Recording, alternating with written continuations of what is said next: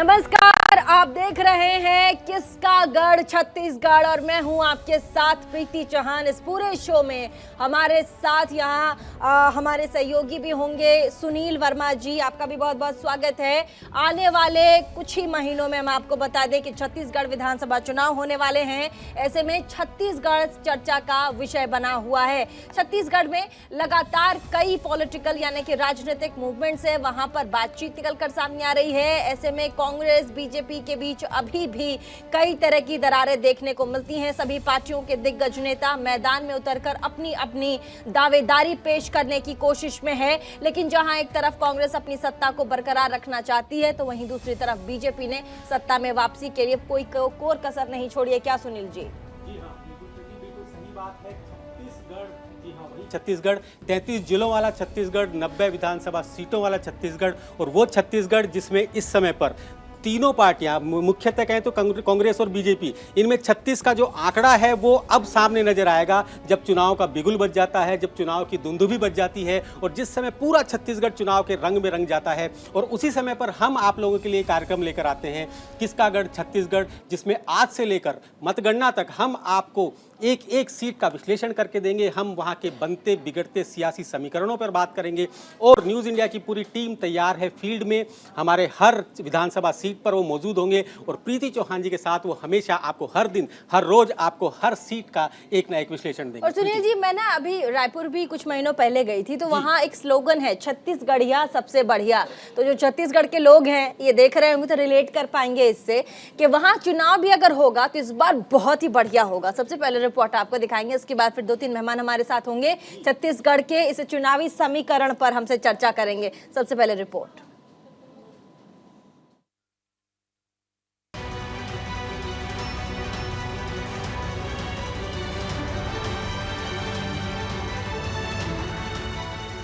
छत्तीसगढ़ में चुनावी शंखनाद, कांग्रेस और बीजेपी में कड़ी टक्कर। चुनावी जंग लाएगी किसका सवेरा। छत्तीसगढ़ में साल के अंत में विधानसभा चुनाव होने हैं, जिसके लिए सभी दलों की तैयारियां जोरों पर है। राज्य में मुख्य मुकाबला सत्तारूढ़ कांग्रेस और विपक्षी पार्टी बीजेपी के बीच है। इसके अलावा इस बार चुनावी मैदान में आम आदमी पार्टी भी उतरने वाली है। चुनाव को देखते हुए सभी दलों के नेता अभी से जनता के बीच पहुंचकर अपनी दावेदारी मजबूत करने की कोशिश में जुटे हैं। छत्तीसगढ़ में कांग्रेस मौजूदा मुख्यमंत्री भूपेश बघेल के चेहरे पर चुनाव लड़ रही है। बीजेपी ने अभी तक अपने मुख्यमंत्री पद के उम्मीदवार के नाम की घोषणा नहीं की। हालांकि कयास लगाए जा रहे हैं कि पूर्व मुख्यमंत्री डॉक्टर रमन सिंह एक बार फिर से इस पद की दौड़ में शामिल हैं। बीजेपी सीएम चेहरे का ऐलान किए बिना भी चुनाव में उतरने का विकल्प चुन सकती है। चुनाव की आहट के साथ छत्तीसगढ़ में सियासी माहौल गर्म हो चुका है, लेकिन बात 2018 की करें तो विधानसभा चुनाव में कांग्रेस ने कुल 90 सीटों में से 68 सीटें जीती, जबकि बीजेपी 15 सीटों पर ही सिमट गई। वहीं JCCJ को 5 सीटें मिली और उसकी सहयोगी बसपा के हिस्से में 2 सीटें आई। वहीं उपचुनावों में जीत हासिल करने के बाद सत्तारूढ़ कांग्रेस के पास वर्तमान में विधानसभा में 71 सदस्य हैं। छत्तीसगढ़ विधानसभा चुनाव 2018, बीजेपी को इस दौरान 15 सीटें मिली, कांग्रेस के खाते में 68 सीटें गई। JCC को 5 सीटें मिली तो वहीं बसपा को 2 सीटों पर संतोष करना पड़ा। छत्तीसगढ़ विधानसभा चुनाव होने में महज 2 महीने बचे। ऐसे में बीजेपी और कांग्रेस के दिग्गज नेता प्रदेश का दौरा कर रहे हैं। दोनों दलों के नेता पूरी तरह से चुनावी समर में कूद चुके हैं। सियासी बयानबाजी का दौर जारी है।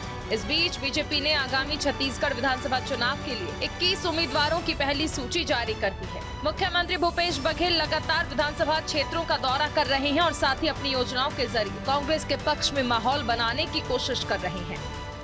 मुझे खुशी है कि भारत सरकार अभी सोच रही है और आज हम लोग 2 साल बाद सर्टिफिकेट बांट रहे हैं। हम तो 2 साल आगे हैं, तो लागू होगा पता नहीं कितने आगे हो जाएंगे, तो तब तक हम 4 साल आगे हो चुके होंगे। तो हम लोग चाहते हैं कि छत्तीसगढ़ के जितने भी नौनिहाल है, जितने हमारे नए जो पीढ़ी है, वो उसके हाथ में वो हुनरमंद हो और उसके साथ साथ उसको रोजगार भी मिले।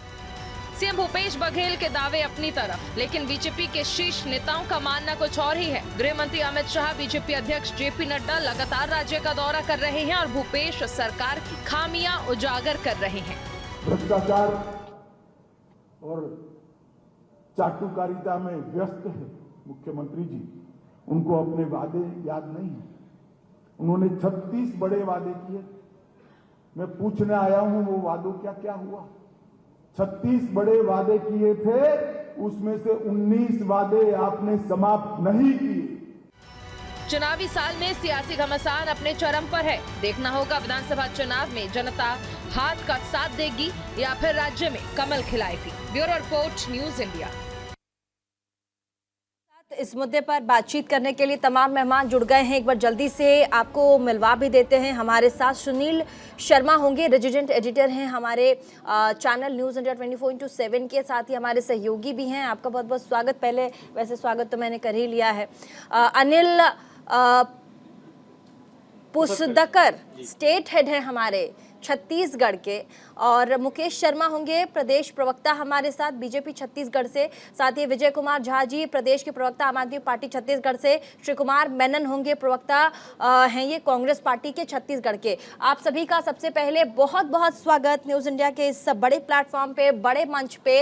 लेकिन सबसे पहले मैं सवाल टॉस करना चाहूँगी अपने रेजिडेंट एडिटर हमारे सुनील शर्मा जी उनसे। उसके बाद आप भी अपने सवाल की जो बौछार है अपने मेहमानों से ज़रूर करिएगा। तो सुनील जी, छत्तीसगढ़ देखिए, अगर हम कूटनीतिक दृष्टि से भारत में देखें तो छत्तीसगढ़ एक ऐसा राज्य है जहां पर एक तो आप देखिए नक्सलवाद की प्रॉब्लम बहुत ज़्यादा है। आप देखिए वहां राजनीति भी अगर होती है तो बहुत ही इस तरीके की राजनीति है जहां पर आप देखिए भूपेश बघेल है, वो लगातार एक छोटे से छोटे चीज़ के लिए केंद्र सरकार को जिम्मेदार ठहराते हैं। ऐसे में आने वाला चुनाव छत्तीसगढ़ का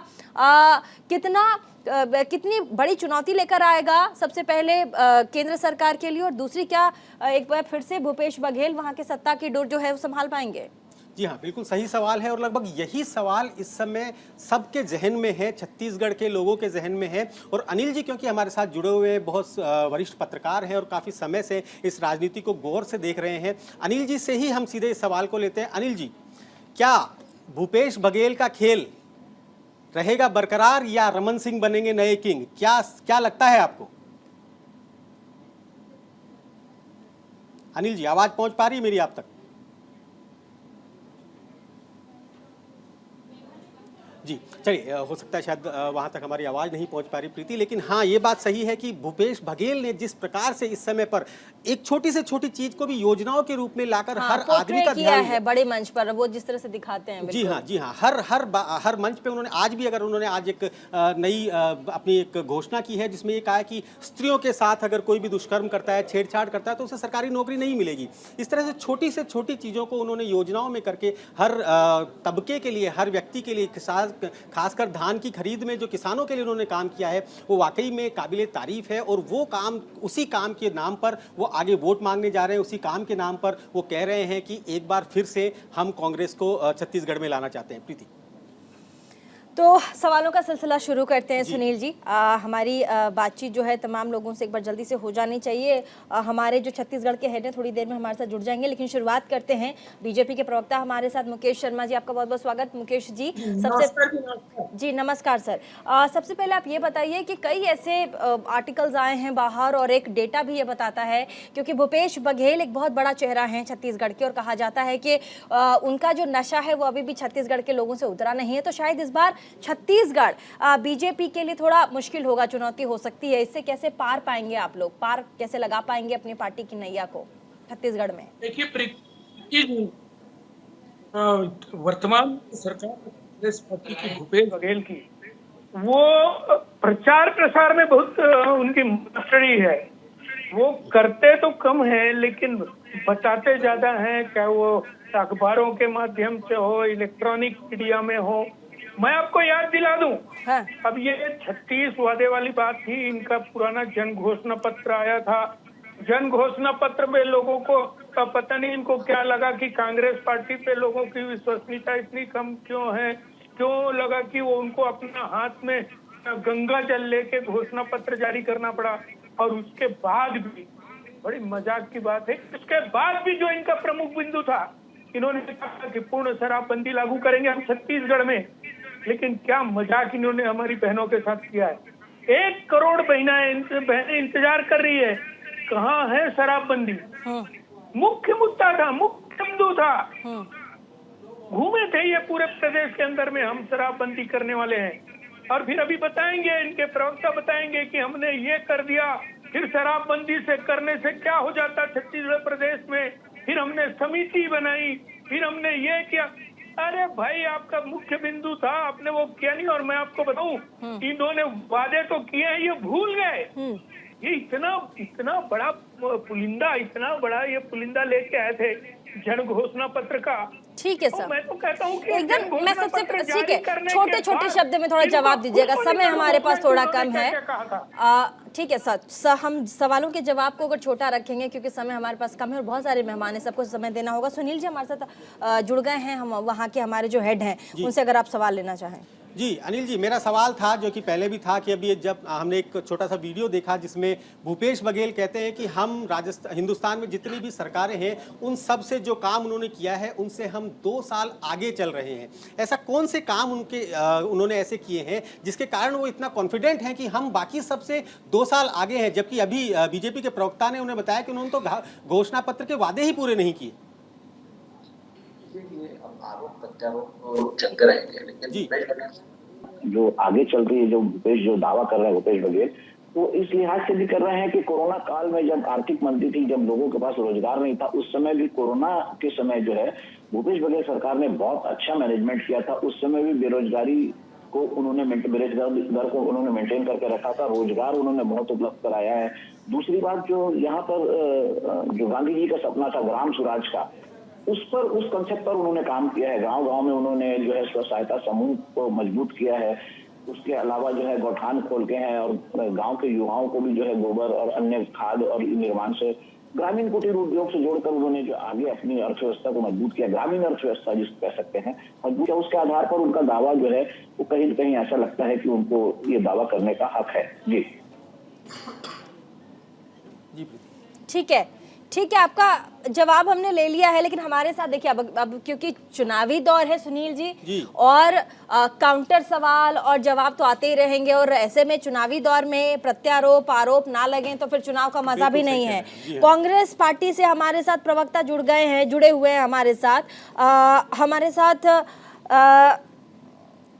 कांग्रेस पार्टी से हमारे साथ श्री कुमार मेनन है, प्रवक्ता हैं। श्री कुमार मेनन जी हैं। श्री कुमार जी, कांग्रेस पार्टी बहुत कॉन्फिडेंस है छत्तीसगढ़ चुनाव को, विधानसभा चुनाव को लेकर के। आपको नहीं लगता कि कभी कभी कॉन्फिडेंस ओवर कॉन्फिडेंस में बदल जाता है, उसके बाद फिर नैया कहीं ना कहीं डगमगाने लग जाती है? आपको नहीं लगता कि अभी भी ग्रास रूट लेवल पे जो पार्टी है कांग्रेस की, उसको काम करने की जरूरत है विधानसभा चुनाव के लिए?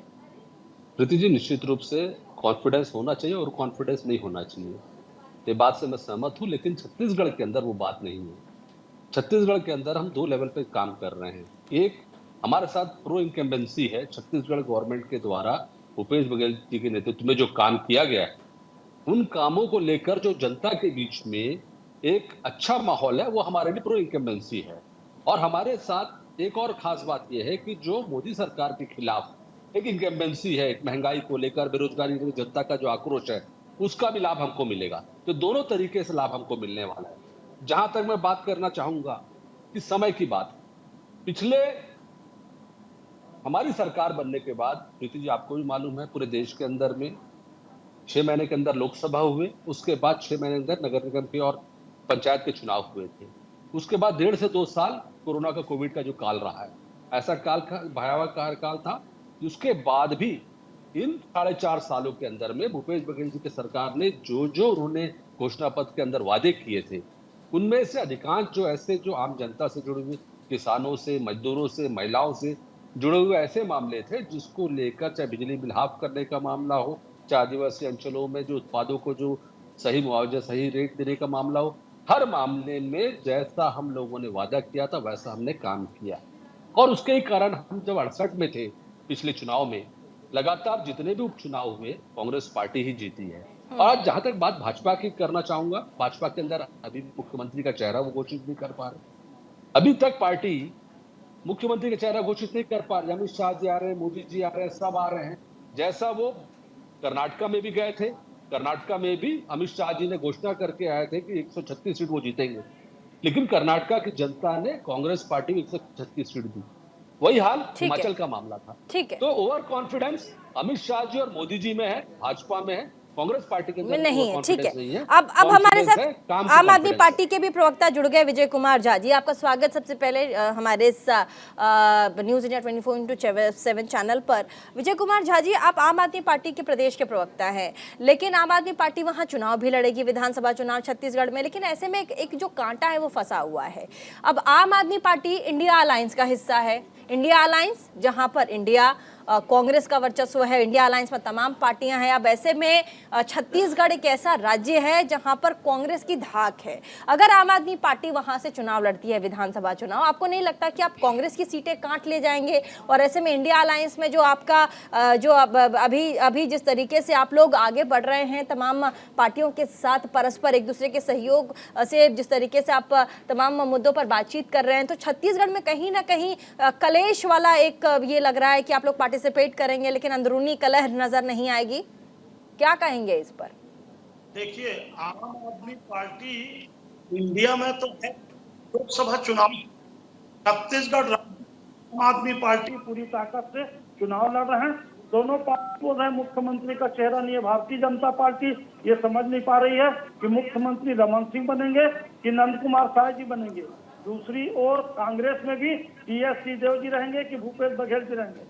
हमारा लोकतांत्रिक पार्टी है, केजरीवाल जी के नेतृत्व में चुनाव होगा, 10 सीट डिक्लेयर कर दिया गया है। छत्तीसगढ़ में चुपचाप झाड़ू छाप, और ये धोखे में भाजपा न रहे कि केवल कांग्रेस का वोट काटेंगे। छत्तीसगढ़ की जनता, गुजरात में आप लोगों ने भी इसी तरह से आपने कहा था, लेकिन बाद में कहा गया कि वोट कटवा पार्टी है, कुछ नहीं कर पाएगी। नहीं साहब, गुजरात में तो तमाम दबाव के बाद नरेंद्र मोदी और अमित शाह के घर में जाकर के केजरीवाल जी ने सर्जिकल स्ट्राइक किया और वहीं 41 लाख वोट पाए, 5 सीट जीते और 35 सीट में कांग्रेस तीसरे नंबर में रही। तभी हमारी पार्टी राष्ट्रीय पार्टी बनी है। हमारी पार्टी धीरे धीरे जनता का दिल जीत रही है। भारत की जनता ये चाह रही है कि अरविंद केजरीवाल की जो नीति है, निःशुल्क शिक्षा, निःशुल्क स्वास्थ्य, ये तो छत्तीसगढ़ में आत्मानंद स्कूल जो है ना, वो केजरीवाल जी का नकल है, इसलिए लोग असफल हैं। मैं आपको बता दूं, अभी बहुत तेजी से आम जनता हमको स्वीकार कर रही है और इनको जरूर लग रहा है जैसे दिल्ली और पंजाब में मतलब ये है कि विधानसभा में जिन बातों का विरोध करेंगे, झा साहब, मतलब जिन बातों का विधानसभा में आप विरोध करेंगे, लोकसभा में जाकर उन्हीं चीजों का समर्थन करेंगे। ना समर्थन नहीं करेंगे, गलत अलायंस तो यही होता है, संगठन गठबंधन तो यही होता है। देखिए, छत्तीसगढ़ में हम चुनाव लड़ेंगे। कांग्रेस पार्टी और भाजपा ने जो छत्तीसगढ़ की जनता के साथ धोखेबाजी की है, उसको हम जनता को बता रहे हैं। 36 वादे में से 34 वादे पूरे हो गए। आज भी अनियमित कर्मचारी नियमित नहीं हुआ। 2000 रुपया अतिरिक्त बोनस देंगे बोले थे बीजेपी वाले, वो नहीं। लेकिन एक बात तो है, ठीक है झा साहब, आपके जवाब को हमने ले लिया झा साहब, लेकिन मैं सुनील जी से भी बोलना चाहूंगी।